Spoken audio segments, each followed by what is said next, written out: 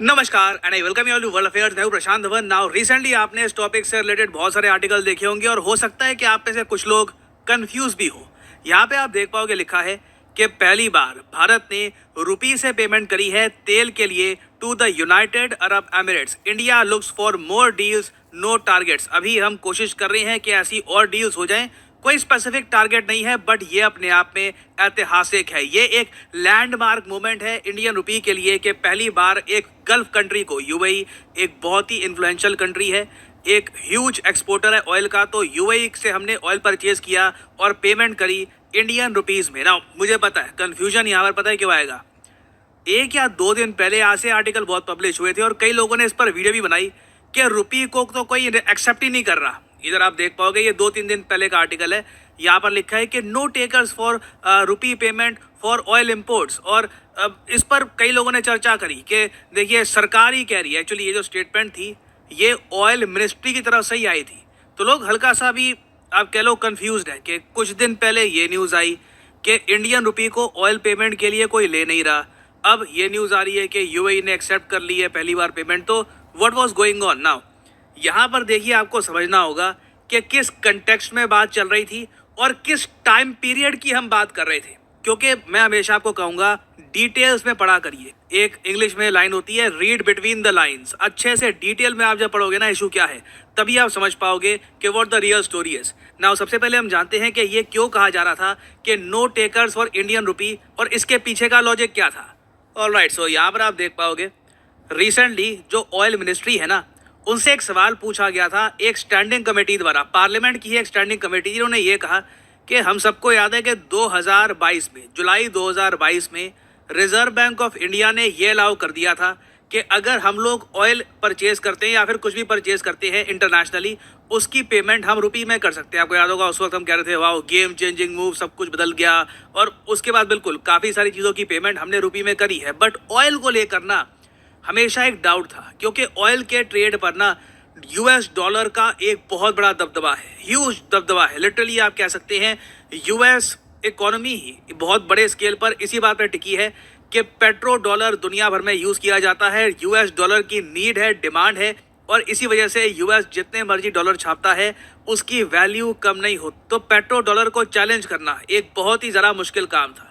तो इसी से रिलेटेड पूछा गया ऑयल मिनिस्ट्री से क्वेश्चन कि रिजर्व बैंक ऑफ इंडिया के डिसीजन के बाद क्या कुछ तरक्की हुई, क्या हमने रुपी से ऑयल परचेज किया। तो ऑयल मिनिस्ट्री ने यह कहा है कि देखिए फाइनेंशियल ईयर 2022 और 2023 के बीच में हमने कोई भी क्रूड ऑयल इंपोर्ट नहीं किया पीएसयू से, मतलब कि जो सरकारी कंपनियां हैं उनसे कोई हमने ऑयल इंपोर्ट नहीं किया जिसकी पेमेंट हमने इंडियन रुपी में सेटल करी थी।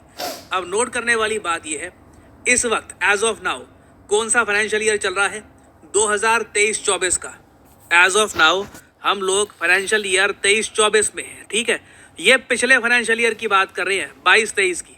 तो पिछले फाइनेंशियल ईयर में तो नेचुरली होगा ही, क्योंकि लिटरली आरबीआई ने ये अलाउ ही किया था जुलाई 2022 में। तो कोई सरप्राइज की बात नहीं है कि पिछले फाइनेंशियल ईयर में हमने नहीं किया ये सब। हाँ, अभी इस फाइनेंशियल ईयर में तरक्की हो रही है और पहली बार हमने एक गल्फ कंट्री को पेमेंट करी है विद द इंडियन रुपी। तो आप कह लीजिए 2023-24 के फाइनेंशियल ईयर में जब पूछा जाएगा ऑयल मिनिस्ट्री से तो वो जवाब देंगे हाँ जी पेमेंट स्टार्ट हो चुकी है। आरबीआई ने एक स्टेप उठाया, उसके बाद हमने भी कंट्री से बात करी, यूएई के साथ एक प्रॉपर एग्रीमेंट हुआ था इसको लेकर। इस टॉपिक पर आपको याद होगा मैंने उस टाइम एक अलग से वीडियो भी बनाई थी।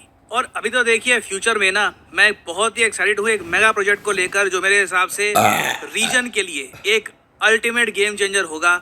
एक 5 बिलियन यूएस डॉलर्स की under C pipeline between UAE and India, जिसको काफ़ी बार कहा जाता है मीडिया में the United Arab Emirates Gujarat gas pipeline. यहाँ पे आप देख पाएंगे इसमें जैसे आप एज्यूम कर सकते हैं कि नेचुरल गैस सीधा यूएई से गुजरात में आएगी और इससे भारत हर साल की हम बात कर रहे हैं 7,000 करोड़ रुपीस सेव कर रहा होगा, जो रफली यूएस डॉलर्स में हो गए आप कह सकते हैं 850 से लेकर 900 मिलियन यूएस डॉलर्स। तो लॉन्ग टर्म में अगर आप इसको 10-15 साल के हिसाब से देखो बिलियंस ऑफ डॉलर्स की सेविंग हो सकती है। क्योंकि अभी के लिए जो हम नेचुरल गैस परचेज करते हैं from UAE, from Qatar, other countries, ये हम परचेज करते हैं एज लिक्विफाइड नेचुरल गैस। और आप खुद ही समझ सकते हैं जब ये 2000 किलोमीटर की pipeline from UAE to Gujarat जब ये बन के तैयार हो जाएगी, ये एक इंजीनियरिंग मार्वल दिखेगा। हाँ, मैं थोड़ा सा ये भी कहूँगा, एक डर रहेगा कि पाकिस्तान के जो टेरर ग्रुप्स हैं ये इस पाइपलाइन को अटैक ना कर दे। कॉन्स्टेंटली इंडियन नेवी को एक्टिव रहना होगा अरेबियन सी में,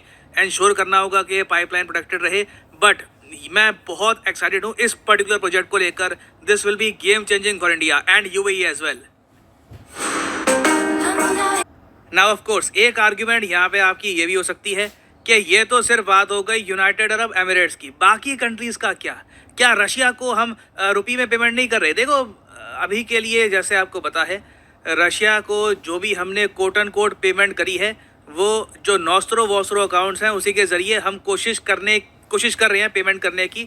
बट ये रुपीज़ देखिए अभी के लिए ज़्यादातर इंडिया में ही पड़े हैं और रशिया ये रुपीज़ वापस इंडियन जो इकोनॉमी है उनमें ही इन्वेस्ट कर रहा है। तो टेक्निकली, अगेन बात टेक्निकलिटी की आती है, टेक्निकली हमारी पेमेंट अभी हुई नहीं है रशिया को इन द इंडियन रुपीज़। तो इसलिए आप कह लीजिए रशिया को हम यहाँ पे काउंट नहीं कर रहे।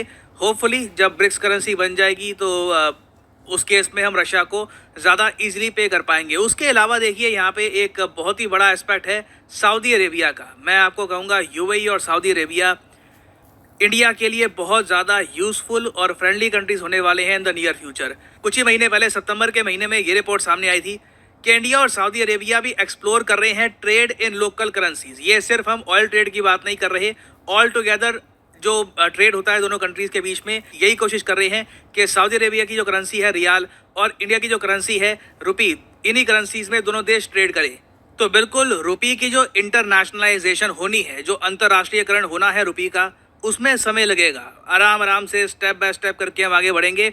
जो एक बहुत ही इंपॉर्टेंट एग्रीमेंट साइन किया था आरबीआई और यूनाइटेड अरब एमिरेट्स के सेंट्रल बैंक सीबीयूएई ने, ये ऐसा नहीं है कि आप किसी भी कंट्री के साथ साइन कर सकते हैं। इसके लिए आपको ट्रस्ट चाहिए होता है, आपके डीप स्ट्रैटेजिक रिलेशन होने चाहिए। तो अभी इसमें टाइम लगेगा but eventually I am sure more and more countries will start accepting the Indian rupee. Time लगेगा but eventually it will happen. Now finally यहाँ पे मैं आपसे क्वेश्चन पूछूंगा। क्वेश्चन यहाँ पर यह है कि हाल ही में किस कंट्री ने डिसाइड किया है कि हम ओपेक मतलब कि organisation of petroleum exporting countries ये छोड़ देंगे।